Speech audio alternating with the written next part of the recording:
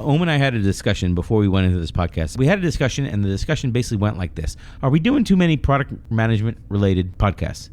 And Om said, I don't know, maybe. And then I said, if your Scrum Master or Agile Coach is going to help you be a better product owner, on to the team, to the organization, whatever, shouldn't they have some level of expertise, some level of understanding, knowledge, some knowledge in this subject? And the subject was, hey, if you're having difficulty establishing a good roadmap, it's probably because all the things that come before the roadmap are like built on a mountain of sand. What do you mean, Brian? All the things. Your product roadmap comes from your company's goals. The goals come from your company strategy. And your strategy is informed by the vision and the mission, with the mission being the foundation of everything that's built.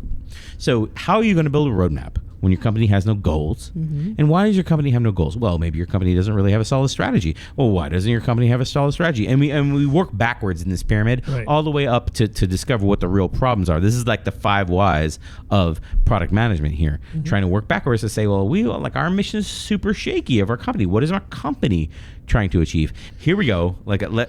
I kicked it into gear. I kind of threw out the challenge of, hey, if you don't have one of these, obviously the next one's not going to work. One of the first things I want to comment on here is, what do most people do in the product space when they go into a new organization, right? Well, we need a roadmap. They start there. That's been my experience anyway, yes, right? Absolutely. And what this model is saying is that is the wrong place to start, right? Start with the mission. And by the way, the mission is not what's stuck on a plaque in reception as you walk by the front desk. That is just corporate speak. Yes. That is not really the mission. I don't think realistically a company, or any company really, could summarize their mission on a plaque. Mm-hmm. For one thing, if you're doing that, that means not everybody is really bought into it, right? Mm-hmm. It's just there for show. More often than not, the mission is not missing. It is muddy, right? So the trick is, when you go in, ask people. Ask your teammates. Ask everyone. What is the mission of our org? This is stuff to bring up in the interview process. But you get told what they want you to hear. You could start that. You could start the interview. But who are you actually interfacing with there, right?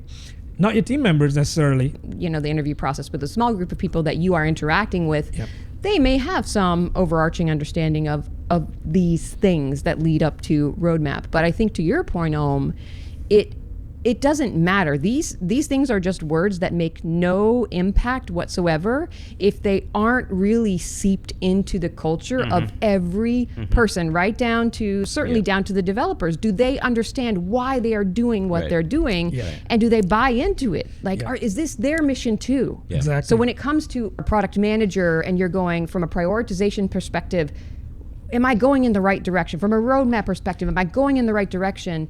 When I'm working with the team to kind of pull people in so that we are all moving in the right direction, we should be able to all agree generally that on the understanding of what all of these things mean specifically to the company that we are working for. Sure. And I think the farther you go down any hierarchy, the more muddy that tends to become. Right? Very true. It's very true. I want to make sure I understand what you're saying. I think what I understood you say is this.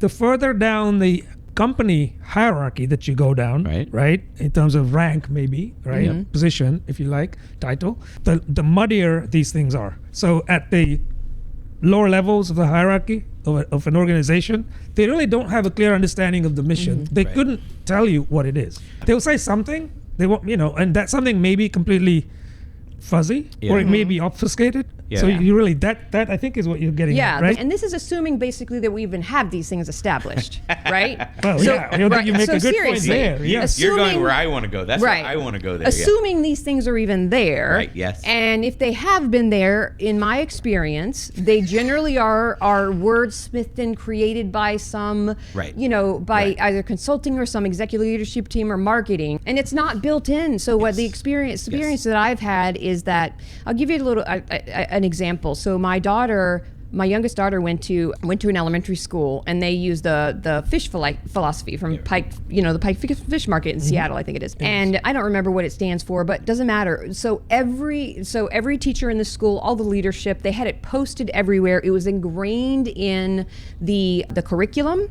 This was an elementary school. So if you needed to kind of guide a child back to, hey, what was the implications of this? They brought it back to the fish philosophy or some level of that. It was it was in the culture. Yep. Everyone brought everything back to that, so that was their values, right? And then ultimately they had mission and goals, but those certainly were the values that were intrinsic in the teachers, in the leadership, and ultimately in the students, so much so that the teacher could say to any student and say, okay, you did this, tell me which fish philosophy, which one of those could have helped you to make a better choice. Sure. That's ultimately from an organizational, cultural perspective.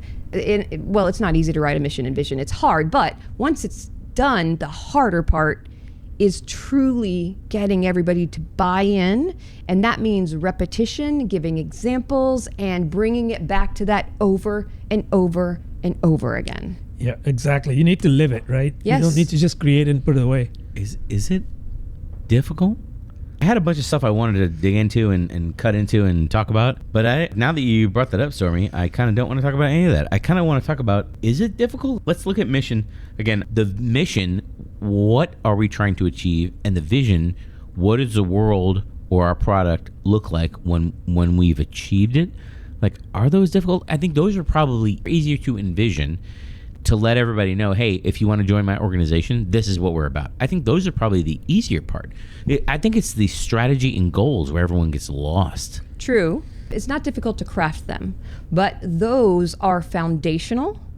And the point there is to integrate it into culture, which means there's a lot more riding on the mission and the vision with a far longer shelf life. Yeah, than the others that you have opportunity to kind of change out a little often. I don't disagree. I'm with you on this. I don't disagree at all. I think you're right. Like where you started in this kind of like segue, which I don't even know if it's a segue. I think it's a whole segment of the podcast. I think you said something along the lines of like the deeper you get in the bureaucracy of the organization, the further away from these foundational items you get, which is funny because everything you do should come back to these foundational items in the organization. Agreed. And if you have leadership that is expressing opinions, desires, goals, whatever, something that is in an opposite direction of any of these two foundational level items, then you have a problem that like one department head or one team or one grouping or one whatever, no one team can deal with these issues. You're going to muddle through as a result of that. I agree fully, right? That's the only outcome if you don't know 100%, not kind of, sort of, right? No, people have to be very, very clear. No, it and if can't they're be. not, you're going to muddle through, right? And if you're listening to the podcast and you hear, oh, that's my organization. Maybe I'm a team lead or maybe I'm a developer or whatever. And to me, like, I don't really understand what the vision for my product is. Basically, the strategy that my product is taking care of for the business, that's not clear to you, you should stop for a second and say, hey, I don't really understand what this product does in terms of strategy for the company and how that strategy fits into the vision and mission of the entire business. And hopefully that's a 15-minute conversation. You could do the same thing as a scrum master on that team or an agile coach for that team. You could do the same thing and say, hey, I understand you guys don't understand how this rolls up to the company's vision and mission. Let's sit down and talk about it. And if I'm not the right person or if I'm not sure, I will get somebody from leadership in the room at a separate session on this topic. Maybe you work on software for CPAs, for accountants and stuff like that. Okay, well, I'm going to go get one of the CPAs from the company and they're going to come talk to us about how our software links into the company's vision and mission, and the team will completely understand how what they're doing affects the company's vision and moves the company forward. Yeah, it's really about aligning everybody, right, to those bottom layers of the pyramid. And in practice, though, what may happen is, let's say a lower tier person from the hierarchical perspective asks somebody that he's working with, a tech lead, Scrum Master. The Scrum Master may themselves not be 100% clear on this. So instead of just winging it, they need to step up and say, that's a good question. I don't know. To your point, let's go get somebody else. Maybe get somebody from higher up the organizational hierarchy to say, sure, please share with us clearly what these are. Yeah. And if everybody does that at each level, then you're going to have alignment. Otherwise, you're going to have that misalignment, which magnifies the further down you go. So interesting that you say that, because one of the things that I have experienced is that the incentives, dependent on where you are and the level that you're at in the company, do not match up to that mission and value. So all of a sudden now I'm conflicted. I may have a perfectly clear understanding of what that mission, our mission and vision and strategies are. So for example, as a salesperson, I may well understand that, but I really need this feature. I really need this built, or I need this so that I can get this sale done. Sure. Right? I need this for an RFP. I need this. If you can't, and I need to get, not only I need to get a confirmation it can be done, but I need to get a timeline. Account management. I'm in the middle of an implementation. Somehow we've uncovered some kind of data migration that wasn't uncovered, right? And now that I need this done now. Sure. Support. I need this done because I have this customer screaming at me every day. So I need you to put this on the roadmap, and I need you to make sure that it gets done ASAP. So what I would say there, to your point, here's where that Scrum Master has the opportunity to jump in. And I know this is something that you've talked about on multiple occasions, and saying, like, a Scrum Master isn't just the servant leader of a team, but to really be of benefit to across the organization, certainly to our leadership team. So if we don't have culture that's being built from the top down, and what I mean is not pyramid, I'm talking about organizationally, that is being repetitiously ingrained into the way in which we do business and the way in which we communicate, which gives the opportunity, instead of a customer screaming at us and saying, I need this now, for an account manager to understand why that isn't something that necessarily needs to go to the top of the list. And maybe it does, that doesn't mean, but they would still have an understanding of that pyramid in regards to our mission, our vision, our strategy, how that potentially fits in. And if they don't, maybe they would know to go to the Scrum Master and say, hey, this isn't really aligning. And the Scrum Master may be able to kind of understand where those misalignments are happening. And if they're being incentivized in the wrong way, if they're straying now away from those, the mission, vision, strategy, et cetera, based on the way they're being incentivized, then there's some work there that needs to be done, and it really does need to be done top down from the leadership perspective. And that's something that certainly that a Scrum Master or an Agile coach can jump in and start to recognize and shine some light on those, and get some collaboration across the board, and see how those things could be improved. When you're in the fervor of going from delivery item to delivery item, you don't have the best perspective to step back to say, how is everyone perceiving this, and and how does this all work together? Like, you don't have the best perspective when you're that close. I go back on my experience in a large program of being sort of a program manager, to be able to step back with 7-8 teams, to be able to step back to say, what are we trying to do here? What value comes out of the work that all of my teams are doing? That person is a leadership member, because they can back up in this pyramid. In this pyramid where you're down at you're at the tippy top between roadmap and what the teams are delivering. You're off the top. Yeah, you're off the top. Yeah. The top is pointed to where you're going. You want to back way back up to the strategy level and say, wait, what are we supposed to be doing here? Wait, like, if I were to talk to leadership in terms of leadership numbers and metrics, they're not going to be at the tippy top of the pyramid. They're going to back way down, possibly to the vision category. Also, I would argue they will be frustrated that the people at the roadmap level can't talk at the vision level to say, hey, how well are we delivering on the vision for the program? Because I like the whole reason for me leading this program, funding this program, paying for this program is because my vision is being taken care of. And when I see that my vision, via the strategies, carrying out my vision are not being successful, I need to talk about that. I need to talk about that in the layer that I see it, not way up here. Oh, I'm sorry, wait, camera. Not way up here. Not way up here past the roadmap level. So there's a certain level of, I hear this all the time of like, I speak this language, right? But it works very well with the categories that we're talking about. Like leadership speaks mission, vision, and maybe strategy. And then the product people and the teams speak maybe strategy, but they definitely speak goals and roadmap and whatever's lower than roadmap. Yeah, I want to say a couple of things about this. So first of all, I just wanted to go back briefly to the statement that Scrum Masters, anybody should be able to step in and say, this is the alignment we need. So one way in practice that this alignment could happen, quote unquote, naturally, is to have the product owners, when they are explaining what they want out of a sprint, for example, sprint goal, they're communicating that and collaborating with the team on this, or they may be creating features, etc.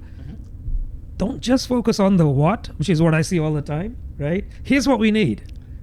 Why? Exactly. Why? And that can tie back to the layers of that pyramid. Why? Because this. And then why that? Because this, right? If that is made clear during the time you spend with your teams, you're going to be much closer aligned. So that's the first thing I want to say. The second thing I want to say about the statement you made about leadership saying, I'm assuming my vision is getting realized. Is it, right? What's the confirmation there, right? Tactically, are people delivering to that vision, right? Transparency. So we talk about that all the time, right?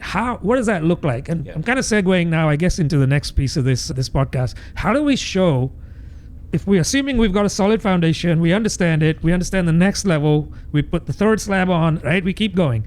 How do we portray this alignment of what is happening tactically to the strategy and below, right? That's where I wanted to get to next. The articles that I have here to talk about have examples of all of these: mission, vision, strategy, goals. If we're done and we're ready to get into it, I'll pull them up. I think we're there. Yeah, I think we're there. Okay. The other thing as you pull that up, I would say is, as the product manager coming in, without potentially these things clearly defined, there's this feeling that you have to fix it all. If it's not there, or if it's not clear, I should be able to fix this, because the only way for me to do my job appropriately is to have these things in place, right? But this goes all the way back to the top tier of our organization. And as much as I want to be able to establish these things, it's not something that can be done with a single person. Certainly somebody that doesn't have a lot of the overarching knowledge and some of the other variables that are playing into the thought process behind a mission, a vision, the strategy, the goals that we're trying to achieve. That's frustrating, because you want to fix it. Yeah. When I used to do product management on contract, I was at a company one time that had 3 founders, and the 3 founders basically disagreed on the mission/vision of the organization. So the first thing I had to do is that, as their first product hire, I had to say, look, I can't operate with 2 or 3 missions and or visions. I can't even operate on everyone agreeing on the same mission, 2 or 3 people disagreeing on the vision. I need all 3 of you to agree on both the mission and the vision. So then we can agree on strategy, and I can build a roadmap from the goals of that strategy. But I need them to align first.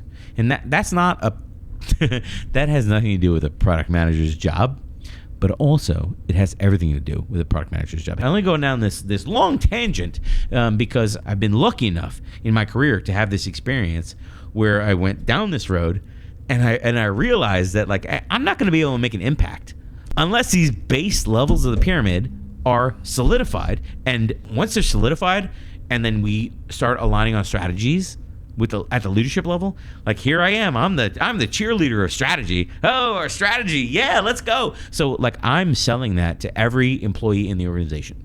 Hey, these are our strategies, and help me help you carry out these strategies through the product and through how we service clients and customers and whatnot.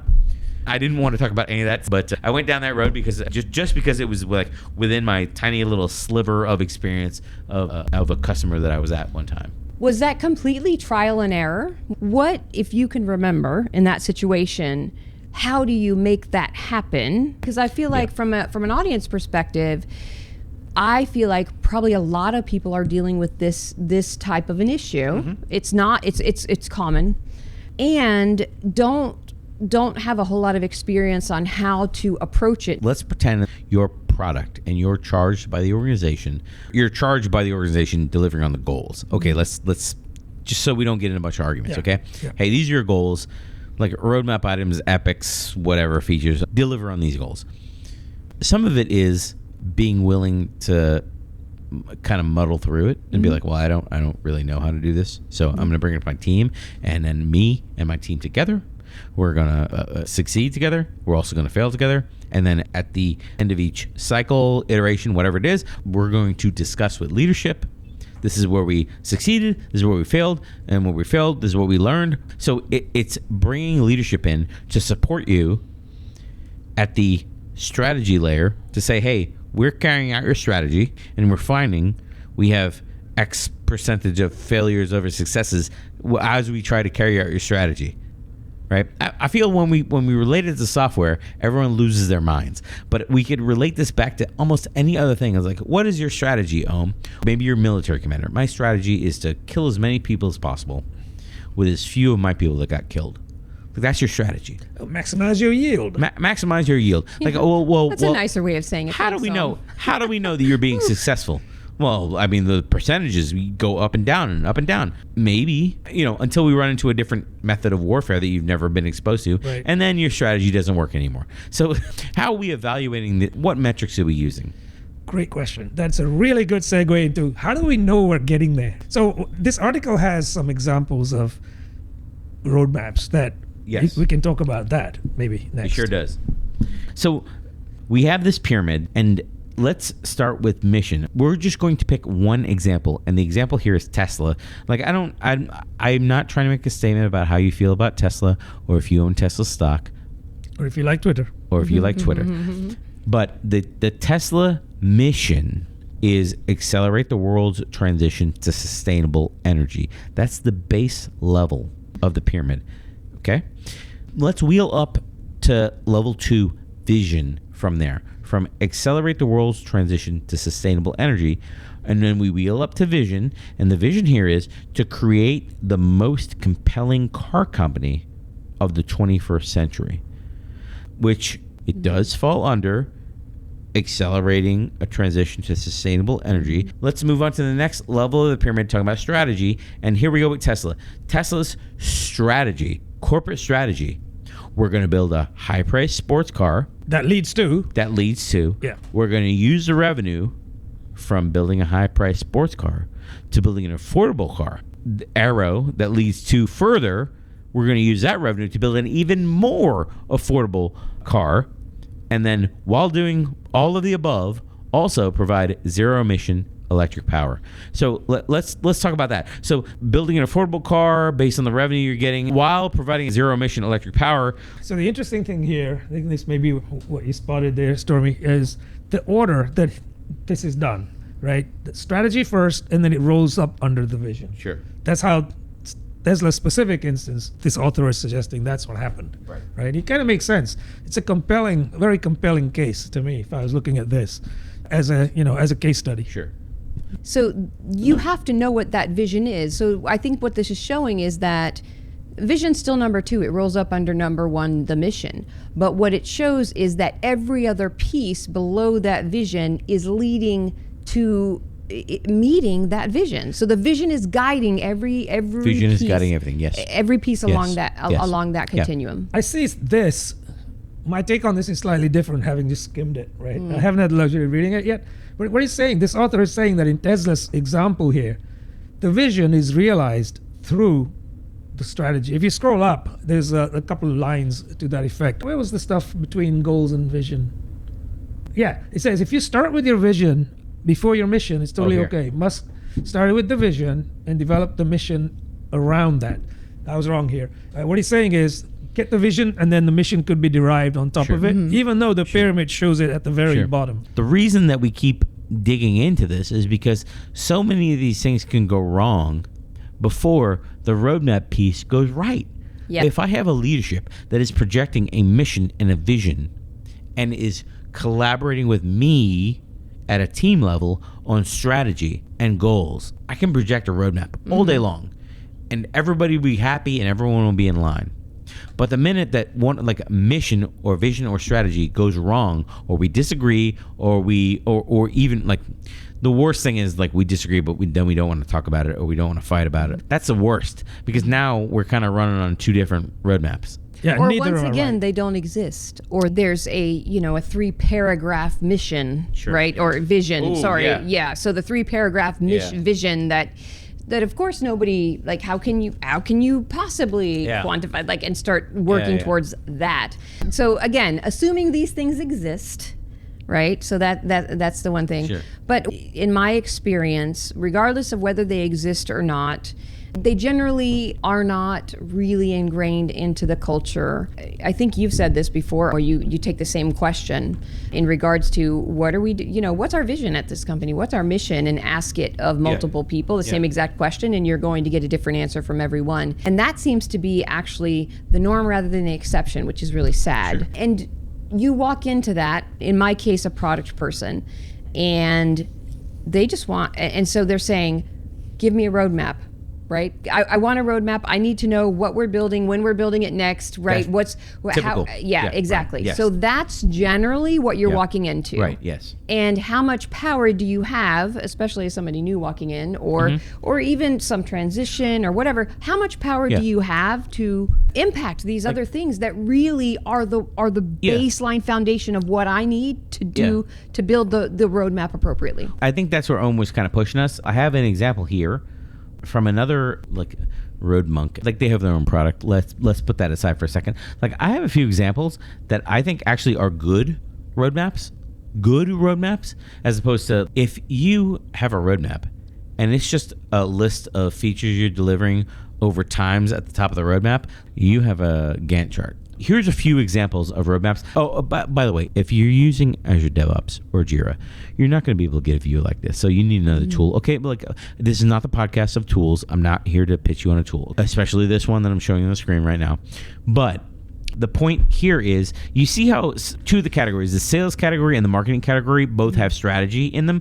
I think it would be cool to be able to split your teams delivering products. I think it would be cool to split them up between the categories of what is your team delivering that lends itself to my corporate strategy or goal, depending on how you can show it, right? Versus what are you doing to basically keep the lights on or maintain or, keep your product in a functioning state, or basically the day-to-day activities or the bread and butter, is that the bread and butter. Yeah. Or things that stay inside of your product that don't really elevate your product out to the larger organization. If you have multiple products in your organization, I like this. I also like the fact that at the top, in the key dates, milestones, swim lane, it has some flags.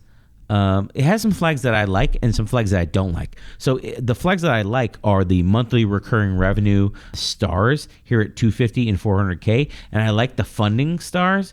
I like the funding deadline notes. I like the things that are set in stone or the things that are retrospectively identified on the roadmap. That's the way I like to think about milestones is, hey, we don't have a lot of power to change these, and they've happened. They're not swags, and they're right. So the only time you can see milestones in the future that are not retrospective, that have any merit to them, are things like regulatory things. A certain thing's going to be happening in 6 months.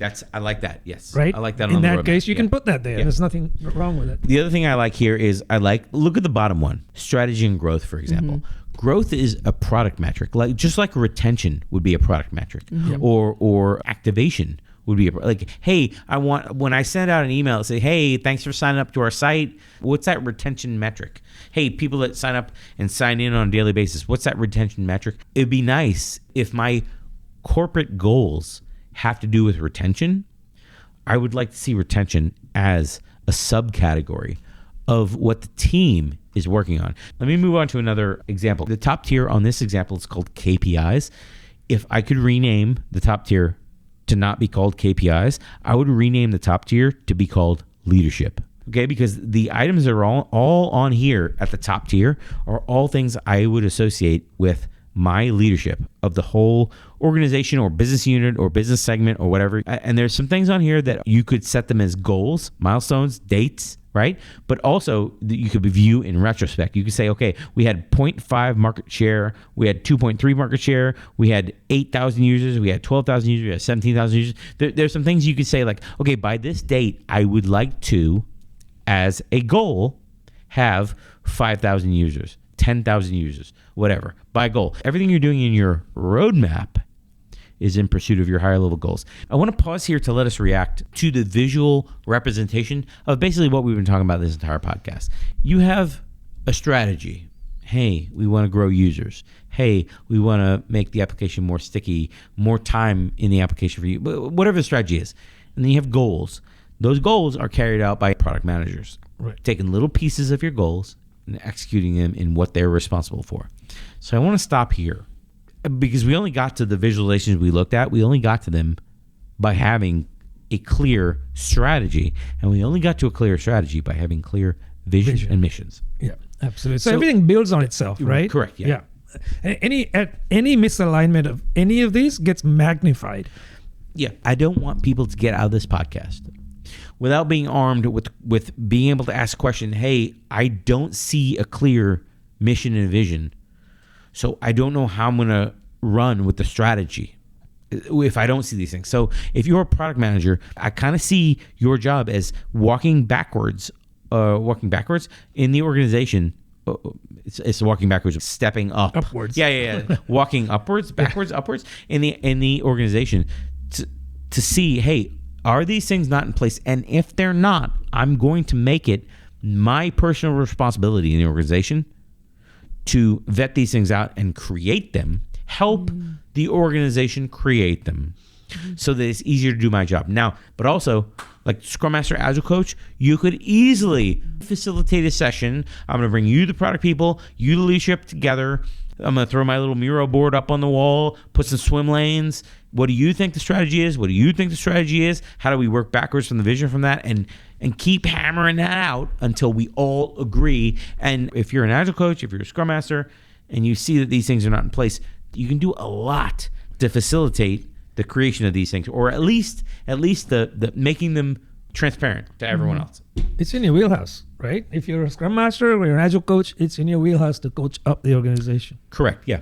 I agree. Feel empowered. Yeah, absolutely. What I would say is absolutely agree with that. That said, so if we go to the product owner or product manager who is more so the product manager, but product owner too, I need this roadmap. You need to get this on the roadmap. You need to get this on the roadmap. And you don't have those foundational pieces. Right. So you really do want to establish that.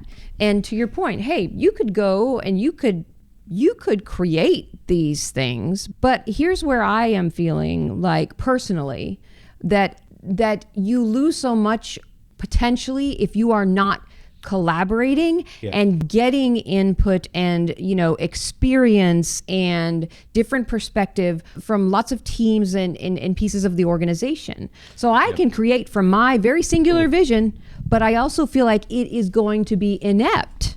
You make a great point, which I will tell you, I have made this point many times, which is in lieu of a vision, I, as a product manager, I can make one up. The problem with making one up, however, is, again, going back to my example way earlier in the podcast, if one of the founders disagrees with the direction that I'm taking, because I'm trying to take the wires of mission and vision, and I'm trying to just short them together to make the strategy, and then just for the example of engaging my development teams to move forward. But if you don't like those sparks that come out of my just shorting those two wires together, and basically you work to undermine me, now we have a much bigger problem.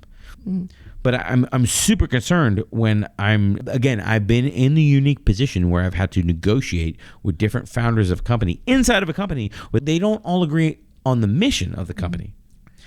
And I'm trying to build and carry out a roadmap. Yeah. So it's a terrible position to be in, but it's you need to drive back to resolve the initial problems, and you meaning I was like that was a really accusatory you, like you, the product manager, just like the Scrum Master, identifying problems in the organizational design. The Scrum Master is not the person to say, "Oh, I'm going to tell you how to resolve this." The issue is you've discovered a problem, and you need to approach leadership to say, "Hey, this is an issue. Let's all get together, and do you all agree that we shouldn't leave this room until we all agree on the same vision for the company?" Usually, if you're talking to the right people at the top of the company, the decision makers, the people that push the company along, if you're talking to the right people, they are the type of person that will say, "We're not leaving this room until we all agree on the vision." I think the example you cited of, multiple owners not agreeing is pretty common, right? Founders, that's a very common example. And if left to its own devices, things just will never improve. Sure. It takes somebody from outside to come in as a trusted advisor, right? In your example, a product person to come in and say, "I see there's common misunderstanding here, right? We need to get to a common understanding, group consensus." Oftentimes that will be successful because it's not one of those three or N saying, we need to do this, because others are going to say, "No, I get it. I know what we need to do. Sure. I'm right." So I have 2 points to make, and that is that, so your example with founders also can I think be also applied to just any executive, any executive leadership. Doesn't have to be a founder, but your executive team, the people who are ultimately responsible for the direction of this company, need to be aligned. Whether they're founders or not, they need to be aligned, right? And they need to have, and they're the ones actually that are also going to repetitively integrate that messaging into the culture of our company. And like the product manager is the person who can have the most impact there, but they're not the only person, because again, we don't ask leadership for things often enough. Yeah. And this is one of the things to say, "Hey, you seem to not align with, leadership team member X. You seem to not be in alignment with leadership team member Y on this thing. Why don't I and both of you get together and we'll just talk about it.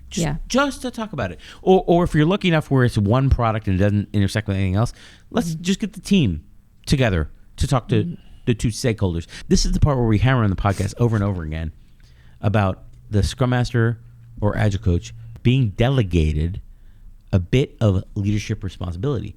Because when two people don't align, somebody has to talk to them to say, "Hey, this is our mission and vision, and this is a strategy we're trying to carry out. How do you think about it?"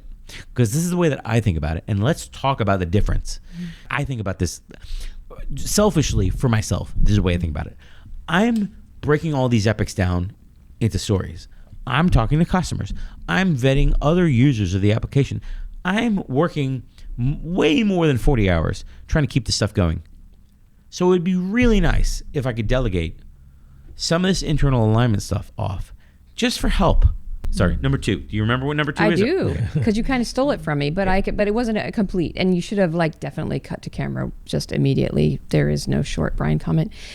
So on that, So, but no, my second point actually was that yes, empowered. So I hope that our Scrum Masters, Agile coaches feel empowered, to be able to broach that subject.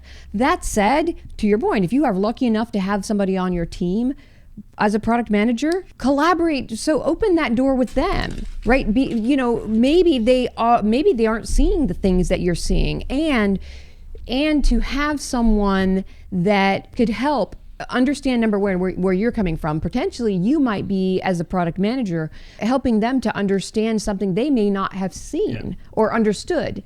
And so to have someone else on your team to potentially help facilitate that, and from a product management perspective, as you're trying to collaborate and get this done with leadership, reach out. I mean, I have found so much value in working with our Scrum Masters and our Agile coaches, and truly just being really being a part of that team as we in general really should be. So it's not just about the Scrum Master Agile coach kind of recognizing and stepping up, but I would want them to feel empowered to do that. But also for a product manager or a product owner or whomever, if they're seeing a need, so I see the need, feel the need, right? And going and kind of having that Scrum Master as the rubber duck to talk through these things, enlighten them to that, and help them to understand and help them to help guide you. So what a great team effort, to collaborate on. It's a deep topic. I have to admit, there are more things I want to dig into here. And honestly, we didn't even talk about establishing a roadmap. Yeah. We even talked about the actual roadmap. That wasn't the point of the podcast. No, it wasn't. Right? The point here was all of the things that basically keep you from establishing and carrying out a roadmap. Like you have to swim upstream to find out what are the things that are missing. And then you have to figure out why they're missing. And then you have to seek to resolve why they're missing. And it'd be nice to be like, well, just tap your leadership and figure it out. Oh, just tap your technical leadership. Silicon Valley people tell you all the time. Right. Like, that's not really great advice. You need to know why things are not functioning so you can build a great product. Like, all of these things have to happen in a certain order. You need a mission and a vision and a strategy. I feel we could do a whole podcast on just corporate strategies, strategies. Like, assuming you have a mission and a vision, we're going to assume that for the podcast, and we're going to launch straight into strategy and how those strategies will look as goals and maybe roadmaps. I don't know. I feel that so much content we might not even get to the roadmap level. Yeah. It might just be strategy, goal, goal. Yep. And I think that may be some of the most ambiguous and the weakest. I think you're right. Part of that pyramid, and understanding how to create those and how to create them in a valuable way. Absolutely, and I don't think you learn that. I think this is a big gap in certification. I think it's a big gap on like online learning and podcasts and media and articles and blogs and whatever. I think it's a huge gap, assuming that you know how to take the real base level mission vision stuff and then like translate through the middle layers and come out with a roadmap. All the middle stuff of dealing with people and saying, well, how do we know that this strategy is being successful? That's a great title for a podcast. All the middle stuff. All the middle stuff. I don't think that is a great title. I think the better title is, how do we know that our strategy works? Yeah. How do we know we're actually getting there? Because if I think through my career where I've been challenged for evidence versus opinion, it's in that, how do we know that what you say is leadership is our strategy? How do we know it's working? And if it's not working, how do we shift? So I have one last comment, and that is, so why is this important? Right? Why do you need this? Because what happens to that freaking roadmap if you don't have these things? Sure. Chaos. So what you have is a bunch of things that are being thrown at you from all different places in the organization. That's exactly right. Who's ever screaming the loudest, who's ever has the highest priority, whatever customer is the biggest customer, whoever has the biggest voice in the room, whatever, that's what your roadmap ends up being. And is that ultimately what's going to benefit long-term your company and is providing the most value, the most reach, the most impact? Probably not. And the only way to know that is to build that pyramid from the base up so that you can make the proper decisions when it comes to prioritizing what and when things should go on your roadmap. That's very well put. I think, without a solid foundation, all you have are shaky structures. Yep.